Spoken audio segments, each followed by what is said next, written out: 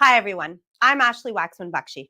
Today is December 29th, 2024, and let me remind you that 100 Israelis, including 2 young children, women, and elderly, are still in captivity for 450 days. This is the live daily briefing of the Israeli Citizen Spokesperson's office. Hospitals are where Hamas is. Hamas's doctor hid hundreds of murderers in his Hamas hospital. 240 Hamas and Islamic Jihad terrorists were caught in Gaza's Kamal Adwan hospital. Kamal Adwan hospital was an official Gaza military hospital run by a colonel. How do we know? Gaza's government and media openly posted online. Who were Gaza's military and government? Gaza's military were Hamas and Islamic Jihad terror armies. Gaza's government was Hamas. The Kamal Adwan Hamas hospital head was a doctor and a colonel in Hamas. Hamas's murderers hid behind hundreds of Gazan patients intentionally. Last year, Kamal Adwan's then head was also caught. He admitted to being a Hamas general. He explained, Hamas hide in the hospital because they know it is a safe place where they won't be targeted. Hospitals should be safe from war, but Hamas wants them safe for war. Thousands of Hamas and Islamic Jihad were caught in Gaza's hospitals since October 7th. Israel's forces evacuated 450 patients and staff from the Hamas hospital to another facility before and during the terrorist capture this week. And guess what? Israel was condemned for that too, for getting innocent patients out of harm's way. Israel also brought tens of thousands of tons of aid to help the other hospital with the new patients. In November, 100 Hamas murderers barricaded themselves in that very hospital. In March, 500 Hamas and Islamic Jihad terrorists were caught and 200 were killed at Gaza's Shifa hospital. Also, Hamas used Gaza's hospitals to hold hostages they abducted on October 7th. Earlier today, Israel struck Hamas aerial defense units. Where were they based? The former Al-Waha hospital. Thankfully, there were no patients there. But we can expect headlines again screaming about Israel striking hospitals. Remember, Israeli soldiers keep entering Gaza's hospitals because Hamas keeps hiding in them. Terrorists don't get immunity just because they hide in the basement of a hospital. Hamas cannot return to power, or they'll again try murdering Israel's people from behind Gaza's people. Here's some background about hospitals and the rules of war. One of the fundamental aims of the laws of armed conflict is the protection of hospitals, ambulances, and medics from attack. International law grants this group special protection from attack during active combat. Hamas and other Iranian terror proxies use these protected areas to launch attacks on Israel's people in the hopes that Israel will be less likely to try stopping them and to draw international condemnation of Israel when it does have to act to protect its people. Israel will keep trying to reduce harm to civilians and to only attack military targets in accordance with international law. When Hamas uses medical facilities and vehicles for attacks, they lose their protection and may be targeted to stop those attacks in accordance with the requirements of international law. Hamas's use of hospitals as military bases puts everyone in danger. Hamas continues to indiscriminately attack the people of Israel. On Saturday, Hamas fired 2 long-range rockets from northern Gaza towards Jerusalem. Sirens went off in the region and Israelis had to run for shelter. Also on Saturday, the Houthi army of pirates fired a ballistic missile at Israel. Sirens went off in the middle of the night. Millions of people in Israel woke up and ran to their shelter or their stairway or wherever they could find cover at the moment. The missile was intercepted, but the threat of shrapnel and injury and death is very real. The remnants of Hamas want war. The Houthis in Yemen want war. Iran's regime that supports these groups want war. That's why there is a war. It would be better if there was peace. But there can't be peace as long as Iran's proxies like Hamas or the Houthis promise to carry out more October 7th massacres or actively try to murder Israel's people. The war launched by Hamas and other Iranian terror proxies will continue until they release the hostages and stop trying to murder us all. Now let's take some questions from our audience watching live on social media. Thank you, Ashley. I know you follow the issue of the hostages very closely. Is there any news about the potential release of the hostages and any information about how they're being treated in Gaza? So unfortunately, I don't have any news about the current situation with the hostages or a deal. We are continuing to listen to what is coming out from the media to try to understand where everything stands in terms of a deal. I will add, however, that Israel's health ministry presented a report to the UN based on hostages released from Hamas captivity.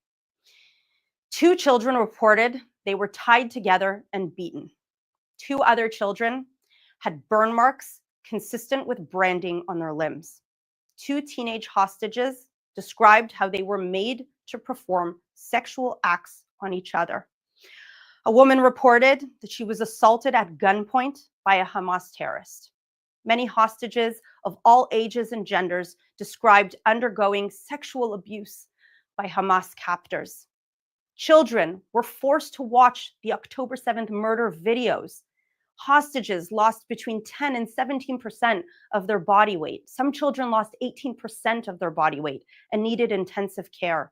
Medical attention was withheld from many hostages, and at least 1 died from non-treatment. So when you ask me about the fate and the situation with the hostages, this report only takes into account what was reported from the released hostages a year ago. The remaining 100 hostages have been there for 450 days, and we can only hate to imagine what they are enduring. Our next question is from YouTube. Can you please give an overview of the situation on Israel's northern border right now? Do you expect that the IDF will be remaining in Lebanon for the foreseeable future and also parts of Syria? So I foresee that Israel will remain in position wherever it needs to remain in position. Part of the ceasefire agreement on Israel's northern border was that the Lebanese military was supposed to take position instead of Hamas, and that Hamas would demilitarize. Guess what? That has not happened.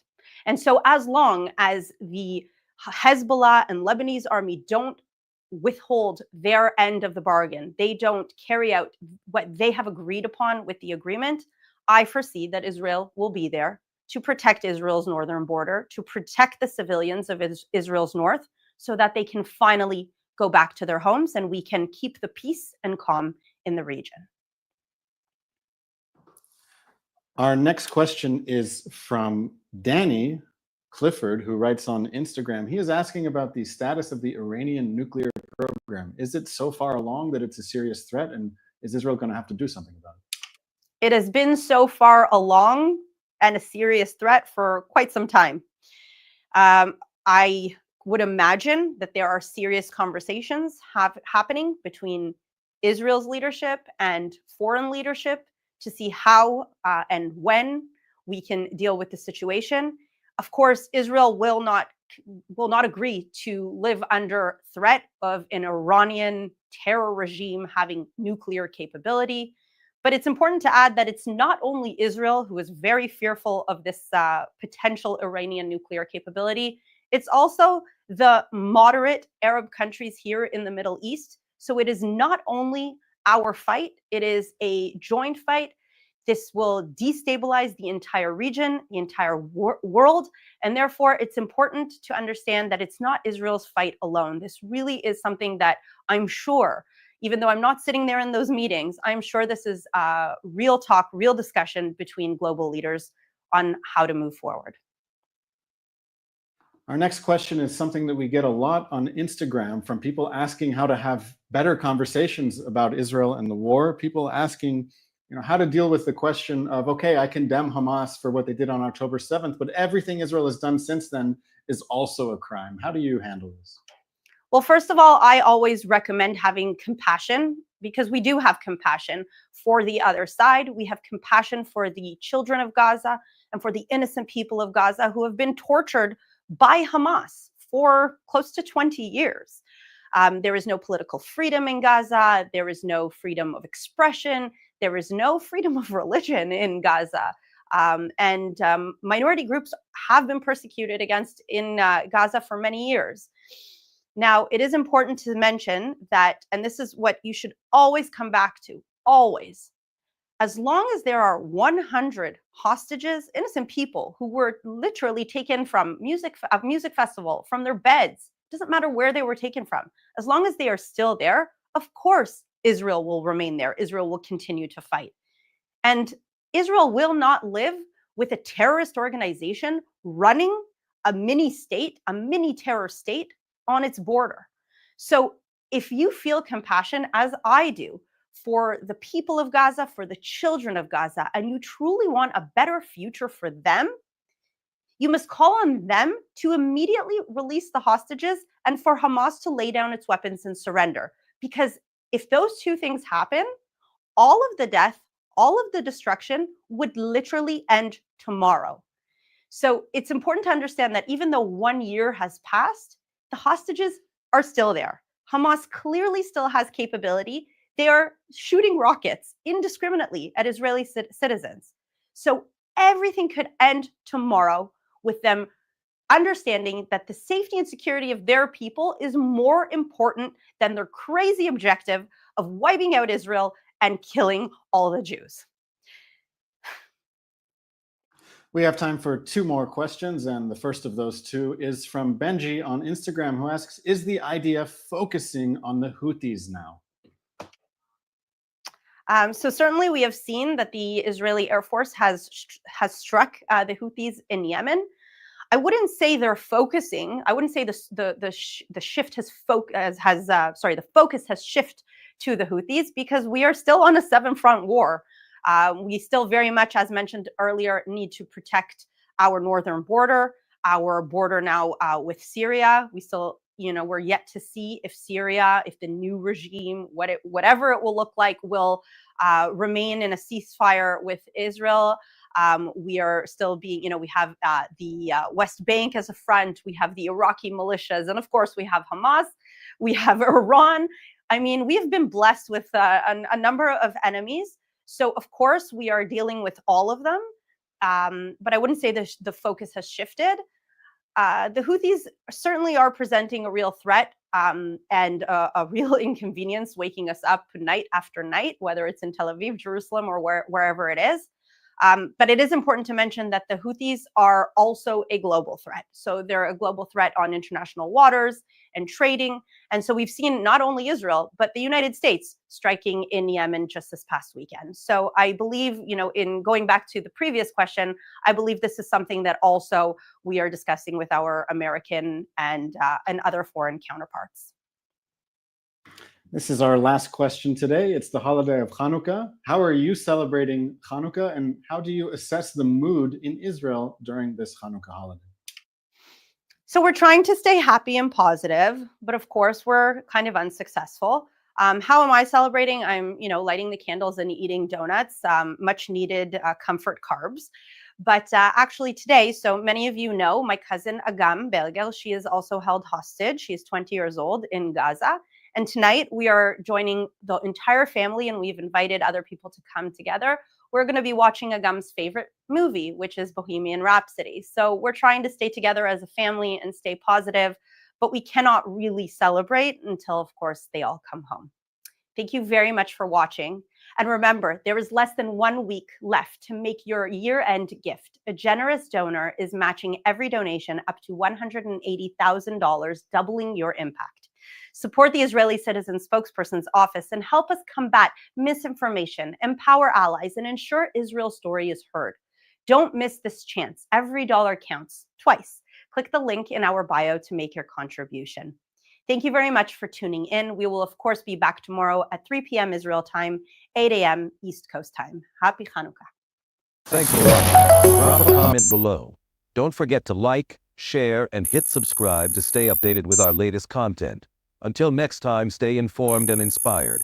This is Dejobnik signing off.